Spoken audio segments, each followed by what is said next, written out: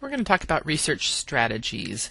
These are things that are going to help you get the most efficient use of your time and get the best research in the best way. The first thing I want to mention is preparing. This is really the unfun part. You need to get ready. You need to be prepared before you start searching. You can just leap right in, but a lot of times you're going to be very scattered if you do that, if you aren't prepared for what you need to do. So take some time. Doesn't even have to be a lot. Take some time and prepare yourself.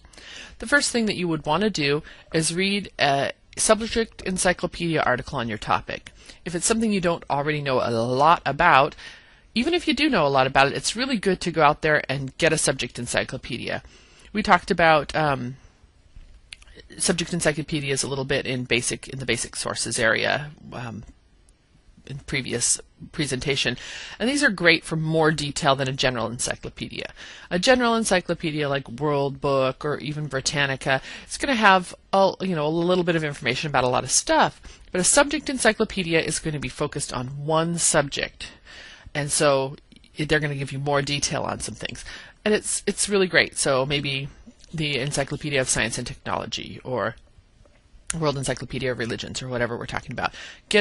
Find an encyclopedia, a subject encyclopedia, and find an article about your topic. And while you're doing that, take notes. You want to take notes of important people, concepts, acronyms, keywords. If these things are important enough to make it into the encyclopedia, that's a good sign. That's really going to be noteworthy. If somebody is really famous in a field, they're going to be in the encyclopedia article. You don't want to leave that mention of them off if they're really important to a topic, important to a field of study. So it's a really good thing to take a look at. Write down what you already know or want to research about the topic. Keeping notes might get you keeping notes about things is really helpful. You want to write things down, keep track of what you're searching for, what you have done. A lot of times you have this in your head, and if you can keep everything organized in your head, then great. But typically, most people don't do that. Or you think you've got it all in your head, and then you sit down, okay, I have 2 hours to work on this today, I really need to work on it. You sit down at the computer, and then you sort of vapor lock. You can't, okay, what was that again? What was I going to do? And you just don't, you kind of lock up, It's sort of like, when someone's watching you type, you can't spell anything, When you sit down to do the research, a lot of times you just lock up. So you want to keep notes about these things. That's helpful, so also you don't repeat the same search over and over unless you're keeping track of, I searched for these words in these different places. And keeping notes can be literally pen and paper. You just write them down. But it also, you might keep a list on your cell phone, or you might have a laptop where you keep notes. It doesn't have to physically be paper and pencil. Any way that you're going to be keeping notes to yourself so you can track what research you've been doing. And again, write down what you already know about something or what you're hoping to research. Do you have prior knowledge? We talked about this when picking a topic. Maybe you picked a topic that you already know something about. So jot down notes on that. Even if you know it, it's good to keep it in one spot. What points do you want to make? Do you have an aim or an idea you want to prove? Do you have a thesis that you're out to, your thesis statement for your paper, whatever, that you want to kind of support. So what is it that you're trying to aim at? And that really is also quite helpful to keep handy as you start searching, because as you find more and more sources, you're going to get distracted. You're going to go off on a tangent. You see something that looks good, and then you see something else that looks good, and then maybe next thing you know, you've got a bunch of sources which may meet the requirements. You're supposed to have 5 sources or 10 sources, but maybe they don't actually relate to each other in a way that supports one point. So you really want to be able to have that statement or what you want to research so you can go back and refer to it and make sure you're sticking to what you're doing. Identify call number areas that apply to your topic so you can browse the shelves. Refer to your Dewey Decimal System, the handout or that information that's in the other week, and look at that. What topics, what areas are going to deal with that? Because then you can come into the library or even virtually through our library catalog browse the shelves and see where you're going to find some books on that, or the reference shelves, whatever you're doing. In relation to that, what disciplines might deal with this subject? This is also a good way to just sort of start thinking creatively about your topic. For example, what fields of study? So if you're looking for something on how to market, or if you're looking for marketing information, well, that could be in a lot of different places depending on what aspect of marketing they're talking about. It could be psychology, it could be business, economics, it could be design, even graphic design, how to design something to please, aesthetically pleasing. So a topic that might seem like it's obviously in one place may have a lot of different aspects to it to make it to look for. There might be a lot of different aspects to it where you can find that topic. Brainstorm keywords that will help get to your subject. So again, keeping notes when you're reading an encyclopedia article, what are good words that might describe your subject? Not just the one you've already thought of, but maybe some things that you hadn't. Different ways to describe your subject. A thesaurus might be really helpful on that. Different words, or even a subject dictionary. Come up with synonyms, alternate spellings. Is it the American spelling or the English, British English spelling? Is there something that means the same, etc. Keep notes of all this stuff so you have lots of options when you start searching. So, what is Boolean searching? Once you've got a list of keywords, brainstorming ideas, concepts, people's names, etc., you want to combine those together in a way that you can search for them. So we're going to use Boolean operators. So what is Boolean searching? It is a technique for effectively phrasing your online search terms so you find what you want. You need to tell the computer what it is you want, whether you're searching whatever kind of online database, whether it's the library catalog or one of our databases like ProQuest or SIRS, or if you're looking in Google, anything like that. You need to phrase your search so that the computer can understand it. Computers are only as smart as they're programmed to be. They only understand what they've been told. They aren't out there figuring things out. So if you don't put it in, we'd love it if they spoke our language, but we have to kind of speak their language so that they understand us. This was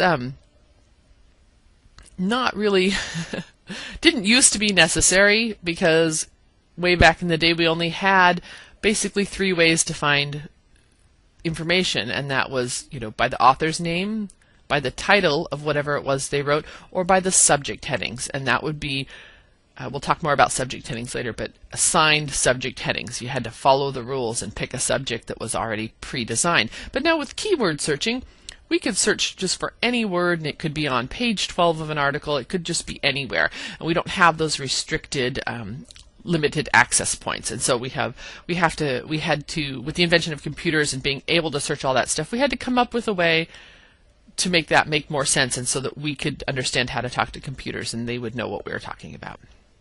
You'll see. Boolean was named after George Boole, who was an English mathematician in the 1800s, and so it's very math-like. The ideas are very, very much like doing math. So, because it was based on him. And this is your first Boolean operator. We call these Boolean operators, and everybody knows the word "and." We say it hundreds of times every day, right? And is, in this case, when you're talking about computerized searching, and is not a word to look for, it is a command. It's a set of instructions. And is going to narrow your search down.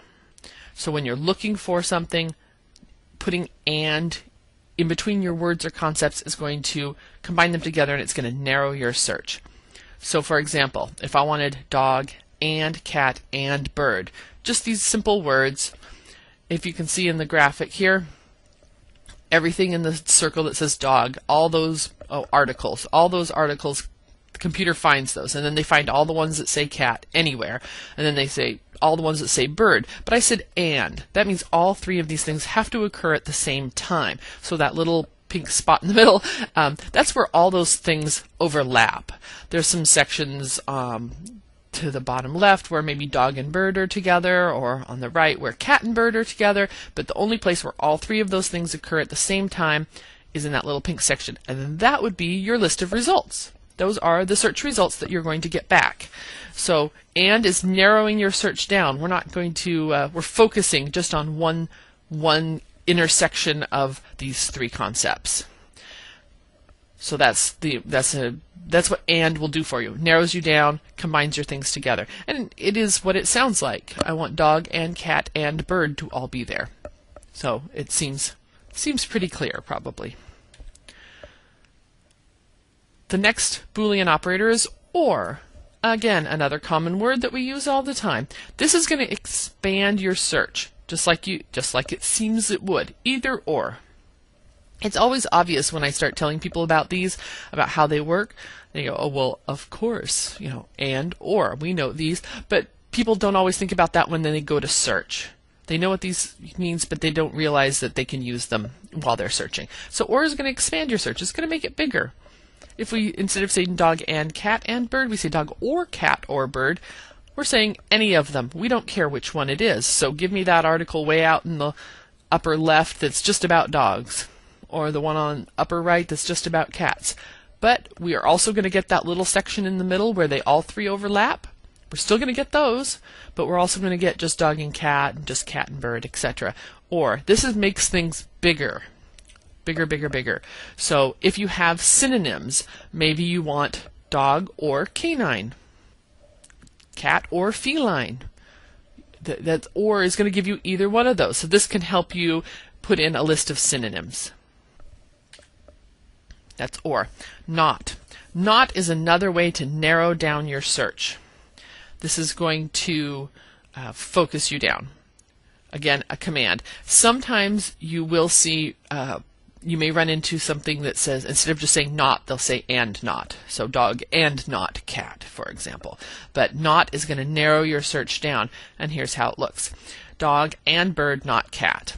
So they're going to find all the dog, all the cat, all the bird articles, and then they're going to start going, okay, we want dog and bird. They'll find the section that says dog and bird, and then it says, oh, wait, they also said to take out cat, remove those articles. So they're going to take out the stuff that says cat.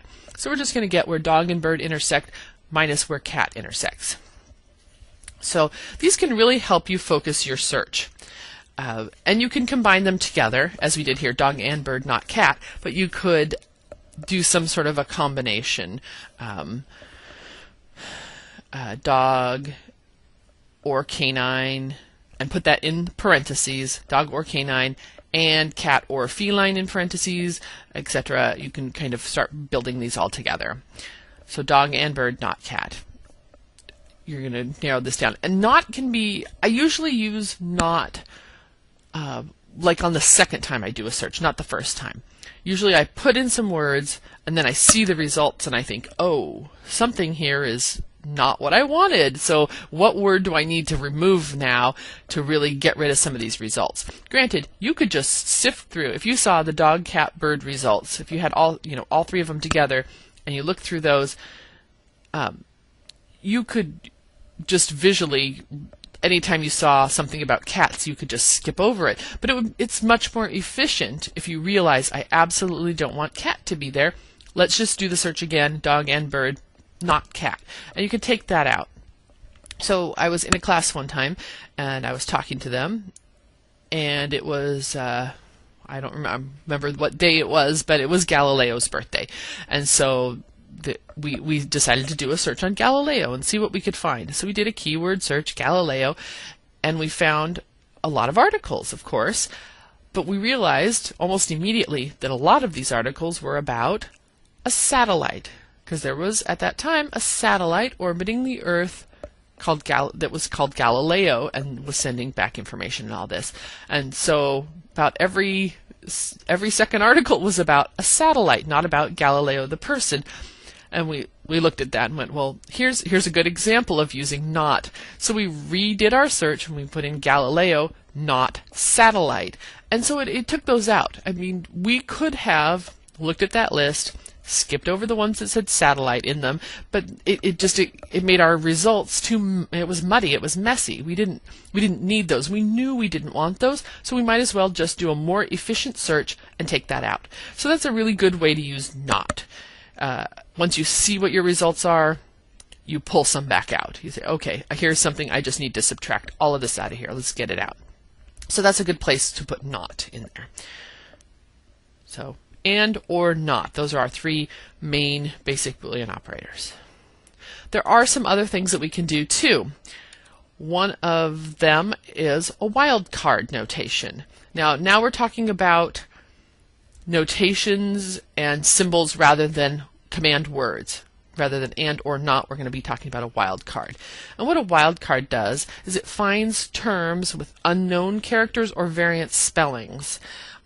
It's kind of a placeholder. Different notations are used in different databases. So in ProQuest you might use an asterisk, or in Academic Search Premier you might use a question mark. I don't know what Google uses. These things are possible, but you have to look at maybe the help to see exactly which of these symbols they're using. But what it's going to do for you here. So if you type into your search RE question mark D, that's your search, but you're not sure. Question mark is a placeholder. It says, I'm not sure what's supposed to go here. So your results will retrieve READ, REID, REED. It's going to fill that in. It's going to say it needs to be 4 characters long. It needs an R next to an E, next to something, next to a D.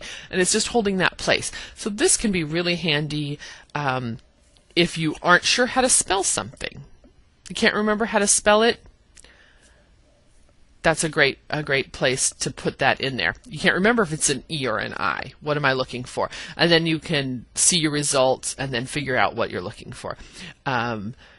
If you're looking for woman or women, WOMAN or EN, maybe you want both, so you can put that in as a search. WOM wildcard notation, WOMA question mark N. It'll find either spelling, so it'll find either one. So wildcard notation. This is holding a place. And then the next symbol is a truncation symbol. This is my favorite symbol to use. And or not, I use a lot too, but the symbol out of the wildcard versus truncation. Truncation is the one that I love to use. This finds words with different endings. So you start the word, but then you don't know how it's going to end. Just like with wildcard, different notations are used in different databases. So you need to double check before you start trying to use one. Asterisk, question mark, exclamation point, colon, whatever your search tool is going to use as a truncation. So what that does, if you type in WALK asterisk, it's going to find walk just like it says, but it's also going to find all the variant endings. Walked, walking, walker, walkman, walkabout, anything that starts with that string, those 4 letters, it's going to find all the different endings. I love this because I can type in LIBRAR, which is the first part of library, but I can put the truncation, so it'll find library and librarians and librarianship and libraries and just any variant on that. So I use it a lot for things like that. But it's a really good way to start with a word root. It doesn't have to be a full word like the word walk. It can be just a partial word, and then find all of the variations. For example, if you're looking for stuff on the environment, you can type in the first part of the word and then put your truncation. So you'll get environment, environmental, environmentalism, environmentalist, all the variations. And you might not remember all of them, so it's really handy to do it this way, and the computer will, whatever search tool you're using, will find all those endings for you. Our Boolean operators, we've got and or not, we've got wildcard notations, which are placeholders, and then we've got truncation symbols, which are find word endings. So those are your main search. These are great strategies, and you can start combining them together. Like I mentioned, starting the word library and then putting a truncation. So I could do that, LIBRAR truncation, and censorship and banned books, or whatever I wanted to do there. I could start combining these together, match them up and combine them together in a lot of different ways. Okay, so we've got where we're going to prepare, and then we know what our Boolean operators are, so we're going to start thinking about how to combine all those keywords and concepts together with Boolean. How do we want to combine those together to get at our main thing? Once we start getting some results, the next thing we're going to want to think about is the Perl growing strategy. And what this basically is, growing a Perl builds on itself and builds on itself. So that's what you want to do. Once you find a useful source, you want to build on it. So you do some searches. Maybe you find a good book. Maybe you find the perfect article. Whatever it is that you found that is looking like, hey, this is going to be really appropriate. This is really good for my research. Then you want to examine that for new ideas. Find additional keywords, maybe ones you hadn't come up with yet. Subject headings. I mentioned subject headings earlier. We'll talk about them searching the catalog. Maybe there's a subject heading you hadn't thought of. Someone's name. Anything like that. Something that's new you hadn't thought of already. Look for their reference lists and their citations. Who did they use when they were doing the research? Let their research help you. Look at their reference list and see what sources they used when they were producing their article or their book, whatever it is. And then once you find those additional sources, you can explore them for more leads. Find something great and get out of it what you can. And the thing about this is you have to look at your sources as you go along. A lot of times students will get a book or an article. I'll see it. I see it all the time. And then they just stick it in their backpack. Like, I'm going to put this in my pile of research, and then when it comes time to write the paper, I'll pull all this out and I'll take a look at it. Well, no, you want to start looking at it right away, because a lot of the information that's in there can help you find more good sources. So you want to examine, like I said, look at their reference list. Maybe they cite some excellent sources that you want to go find, and explore those for more leads. And so on and so on and so on. It's growing on itself and building. And that just basically, you can keep doing this. You don't have to keep doing this for very long, but it is a good place to start building up your sources. Ideally, if you were, say, going to publish a book or publish an article in a journal, and you wanted to make sure you'd covered all of your bases, that you weren't writing something or coming up with an idea that had been done, you would probably keep doing this Perl growing until you were finding sources that were basically citing back to sources you'd already seen. So it could be a pretty elaborate process. Here at this level, we're just using it to find more good sources. So you find a good article, use that to get you some more information, maybe some more sources. Maybe you find those sources and they lead you to more sources. You can do that 1 or 2 times, and you usually will have enough to do what you need to do. But it's an ongoing process. So we've got some strategies and some ways to get started on research.